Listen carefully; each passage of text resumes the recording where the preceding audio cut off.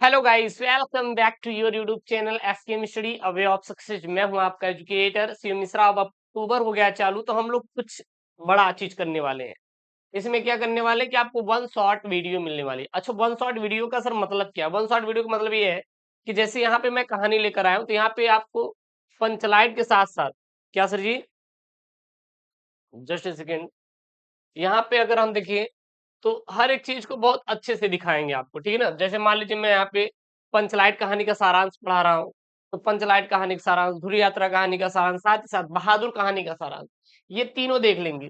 ऐसा नहीं है कि किसी एक को हम लोग करने वाले हैं, जितने भी हैं वो सभी के सभी हम लोग यहाँ पे देख लेंगे, ठीक है ना। जैसे यहाँ पे देखना, यहाँ पे मैंने इसको ओपन किया भैया, खुल जाओ सिम से। चलिए, तो यहाँ पे पंचलाइट कहानी है और साथ ही साथ बहादुर कहानी है, उसके साथ साथ कौन है, ध्रुव यात्रा है। तो ये सभी के सभी हम लोग कहानी का सारांश एक वीडियो में देख लेंगे। कितने वीडियो में सर? एक वीडियो में। अच्छा, ये आपके पेपर में सर कितने नंबर का आता है? अगर हम देखें, ये अगर पेपर जो बात करें, तो जो आपका 12th हिंदी का पेपर होता है, किसका सर? ये हिंदी का पेपर होता है, उसमें ये 5 नंबर का सर, कितने नंबर का? 5 अंकों का एक महत्वपूर्ण योगदान निभाता है।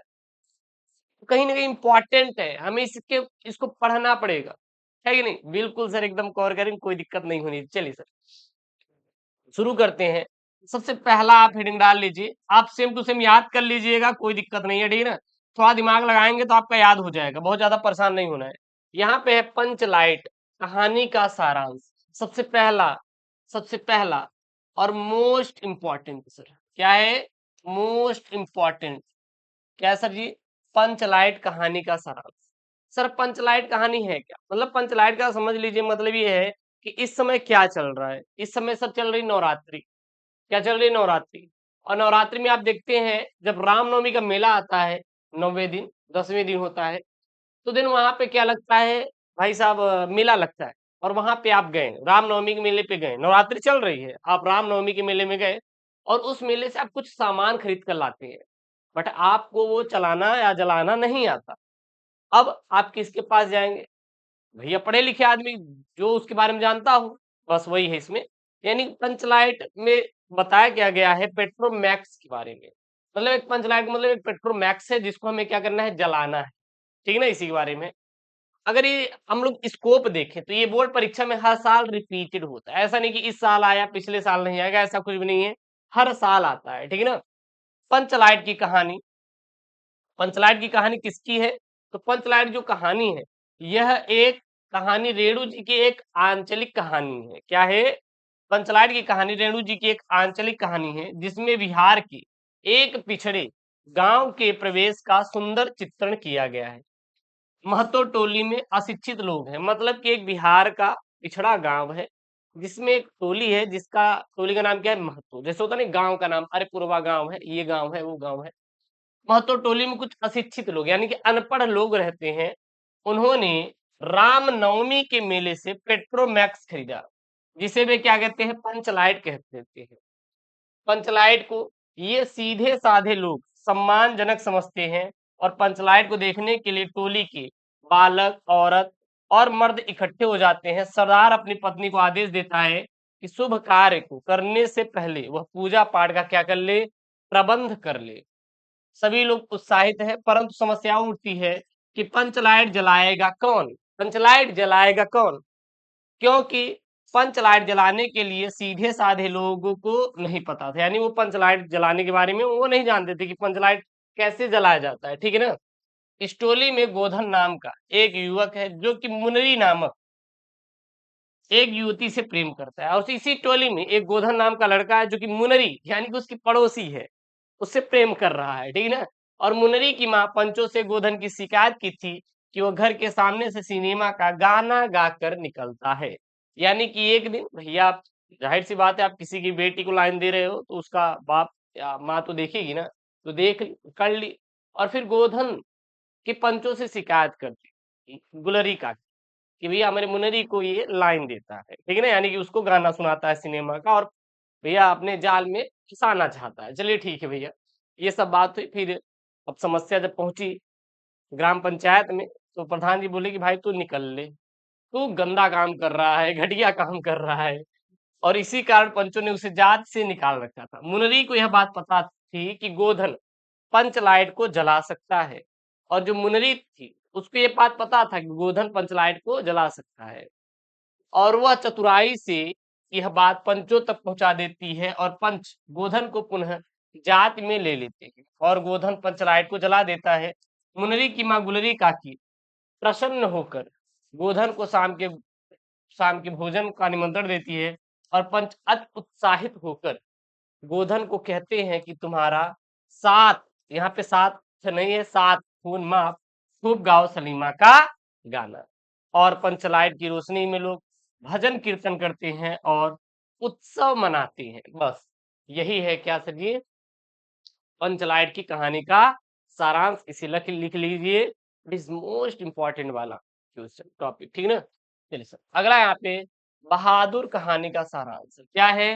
बहादुर कहानी का सारांश अगर ये पेपर में देखेंगे, 2014, 15, 16, 17, 18, 19, 20 और 23, 24 में बना हुआ प्रश्न। सर इसमें क्या है, इसमें कुल मिला के ये समझ के चलिए, सबसे पहले हम लोग ब्रीफ थोड़ा देख लेते हैं। एक लड़का है जो कि अपने माँ के गलत व्यवहार से, मारपीट से तंग आकर वो घर छोड़कर शहर चला जाता है।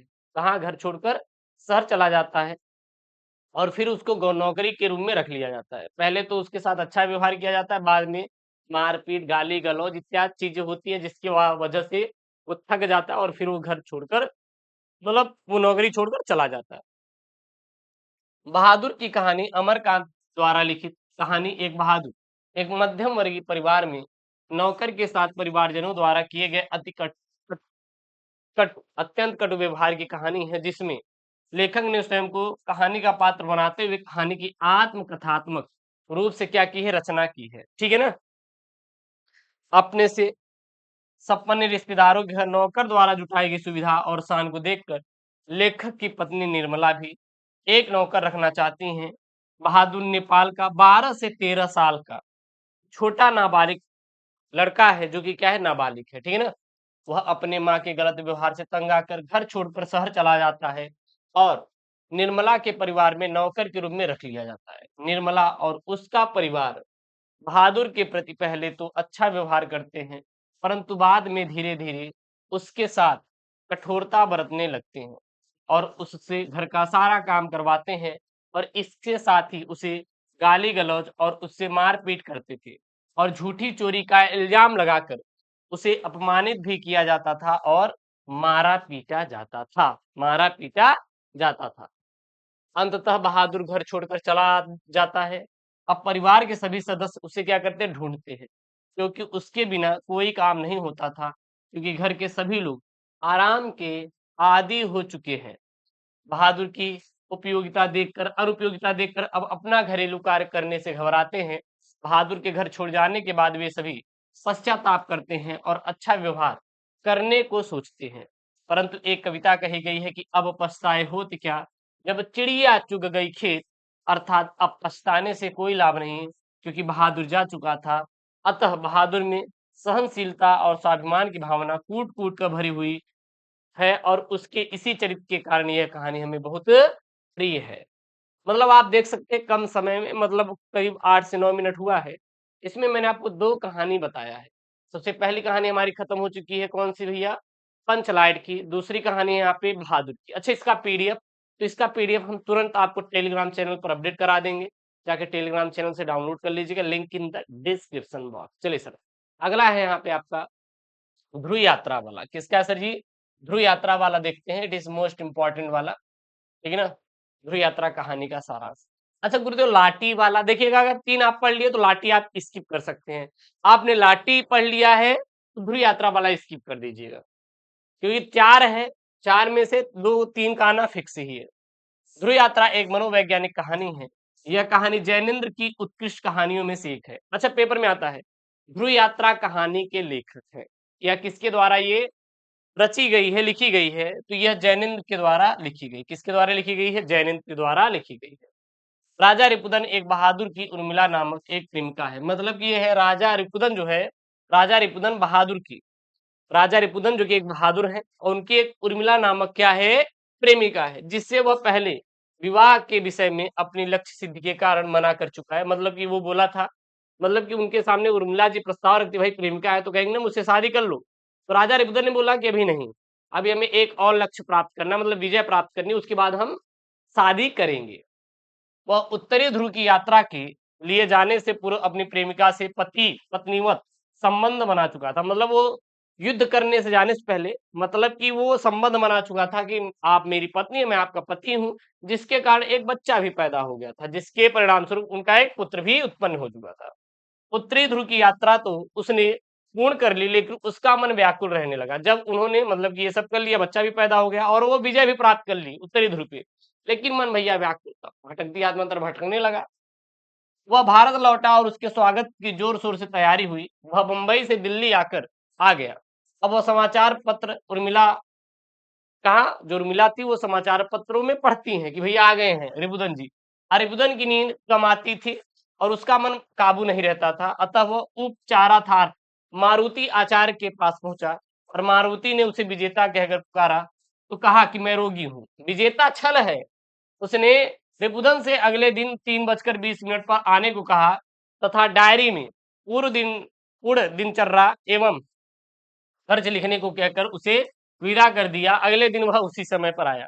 मतलब ये जो राजा रिपुदन जी थे, ये जब उत्तरी ध्रुव से विजय प्राप्त करके आए, बंबई से दिल्ली आ गए, तो ये तब भी व्याकुल थे और इतना व्याकुल थे कि पहुंचे अपने गुरु के पास। गुरु से बोले कि भैया हम आ गए। तो गुरु उनके बोले कि भैया आप तो विजेता हैं, आपने विजय प्राप्त की है। तो ये बोले कि नहीं सर, हम विजय प्राप्त नहीं है, मैं रोगी हूँ, मैं परेशान हो चुका हूँ, विजेता छल था, मैं रोगी हो गया हूँ, मुझे नींद ऊंद नहीं आती। तो गुरु जी बोले यार अब कुछ नहीं होगा, अब कल 3:20 पे आओ, बताए हम तुम्हारे साथ क्या होगा क्या नहीं। अब पूरा दिन का लिखना कि किसके बारे में सोच रहे हो, क्या कर रहे हो, कितना खर्च किए। हाँ ठीक है ना। चलिए, आचार्य ने सब कुछ देखकर कहा कि तुम्हें कोई रोग नहीं है, तुम्हें अच्छे संबंध मिल सकते हैं और उन्हें चुन ले। विवाह अनिष्ट वस्तु नहीं है, वह तो गृहस्थ आश्रम का द्वार है। लेकिन रिबुदन ने कोई जवाब नहीं दिया। तब मारुति ने परसों की बात, मिलने की बात कही और अगले दिन वह सिनेमा गया, जहां उसकी भेंट उर्मिला से हुई और वह बच्चों को साथ लाई थी। और रिपुदन ने बच्चे को लेना चाहा, लेकिन उर्मिला ने अपने कंधों से चिपकाए रखा और जीने पर चढ़ती चली गई। उसने घंटी बजाकर एक आदमी को बॉक्स पर बुलाया और 2 आइसक्रीम लाने को आदेश दिया। किसने? रिपुदन ने। रिपुदन ने उर्मिला से बच्चे का नाम पूछा, तो उसने मुस्कुराते हुए जवाब दिया कि अब नाम तुम ही रखोगे। मतलब कुल मिला के इन्होंने विश्वासघात किया था रिपुदन जी ने, किसके साथ? उर्मिला के साथ। पहले तो इन्होंने पति पत्नी का वादा करके एक बच्चा भैया पैदा हो गया, उसके बाद उसको पूछे नहीं कि ये उर्मिला कौन है कि नहीं? तो भैया गुस्सा तो होगी ना, लाजमी चीज है। और उसने 2 नाम सुझाए, लेकिन उर्मिला ने कहा कि मैं इसे मधु कहती हूँ। सिनेमा देखने के बीच में छोड़कर दोनों ने बातें चीतें अपनी जिंदगी की चर्चा शुरू कर दी। भैया ये हुआ, फलाना ढिमका, तुम्हारे जाने के बाद मैं बहुत रोई। ये सब बातें हुई। रिपुदन ने कहा कि उर्मिला तुम अभी भी मुझसे नाराज हो। उर्मिला बोली, मैं तुम्हारे पुत्र की माँ हूँ, तुम अपने भीतर के वेग को शिथिल न करो, तीर की भांति लक्ष्य की ओर आगे बढ़ो और याद रखना कि पीछे एक है जो इसी के लिए जीती है। राजा तुम्हें रुकना नहीं है, पथ अनंत है हो, यही गति का आनंद है। राजा ने कहा कि मैं आचार्य मारुति के यहाँ गया था और उसने विवाह का सुझाव दिया। तो उर्मिला कहती है कि वो ढोंगी है, वो ढोंगी है, शादी वादी मत करो, अभी तुम विजय प्राप्त करो, ठीक है ना। और वह प्रगतिशील में बाधक है और तेजस्विता का अपहरता है। रिपुदन कहता है कि मुझे जानना ही होगा, तुम्हारा प्रेम दया नहीं जानता। इसके बाद वह दिए गए समय अनुसार मारुति आचार्य से मिलने चला जाता है। उनके पूछने पर वह उर्मिला के विषय में बताता है। आचार्य कहते ठीक है, तुम उसी से शादी कर लो, वह धनंजय की बेटी है, वह मेरी भी बेटी है, मैं उसे समझा दूंगा। उर्मिला आचार्य से मिलती है, वह भी उन्हें एक प्रकार से समझाता है। फिर रिपुदन उससे पूछता है कि तुम आचार्य से मिली, अब बताओ मुझे क्या करना चाहिए। तो वह कहती हैं कि तुम्हें अब दक्षिणी ध्रुव की यात्रा पर जाना चाहिए, क्योंकि उत्तरी ध्रुव पर उन्होंने विजय प्राप्त कर ली थी। वह सरलैंड द्वीप के लिए जहाज कर लेता है तथा परसों जाने की बात कहता है। इसी पर उर्मिला कहती है कि नहीं राजा, परसों नहीं जाओगे। रिपुदन कहता है कि मैं स्त्री की बात नहीं सुनूंगा, मुझे प्रेमिका के मंत्र का वरदान है। यह खबर सर्वत्र फैल जाती है कि रिपुदन दक्षिणी ध्रुव की यात्रा पर जा रहा है। उर्मिला भी कल्पनाओं में खो जाती है कि राष्ट्रपति की ओर से दिया गया भोजन हो रहा है, सब राष्ट्रदूत होंगे, सब नायक, सब दलपति तीसरे दिन उसने अखबार में पढ़ा कि राजा रिपुदन सवेरे खून से सने हुए थे, गोली की कनपटी आर पार निशान है, और अखबारों में उसके विशेषकांग में मृतक के तकिए के नीचे मिले पत्र में छापा गया था कि उसमें यात्रा को निजी कारणों से बताया गया था, और कहा गया था कि इस बार मुझे वापस नहीं आना था, और दक्षिण ध्रुव के में एकांत में एक मित्र मित्र जो होती है वो सुखकर होती है, और उस पत्र की अंतिम पंक्ति में थी कि मुझे संतोष है कि मैं किसी की परिपूर्णता में काम आ रहा हूँ, मैं पूरे होशो हवास में अपना काम तमाम कर रहा हूँ, भगवान मेरे प्रिय के अर्थ मेरी आत्मा की रक्षा करे, और लक्ष्य के प्रति उड़ान भरी कहानी का करुणा अंत हो जाता है, करुणा अंत हो जाता है। बस यही था क्या सर जी? ये रहा अपना ध्रुव यात्रा कहानी का सारांश, और ये 3 कहानी का सारांश सर जी सो सबसे मोस्ट इम्पोर्टेंट वाले मैंने बताया है। इसको स्क्रीनशॉट कर लीजिए, या फिर आप टेलीग्राम चैनल एसके मिश्री डाउनलोड कर सकते हैं, कोई दिक्कत नहीं है, ही नहीं। मिलते हैं नेक्स्ट वीडियो में दोस्तों। थैंक यू, जय टेक केयर, बाय बाय।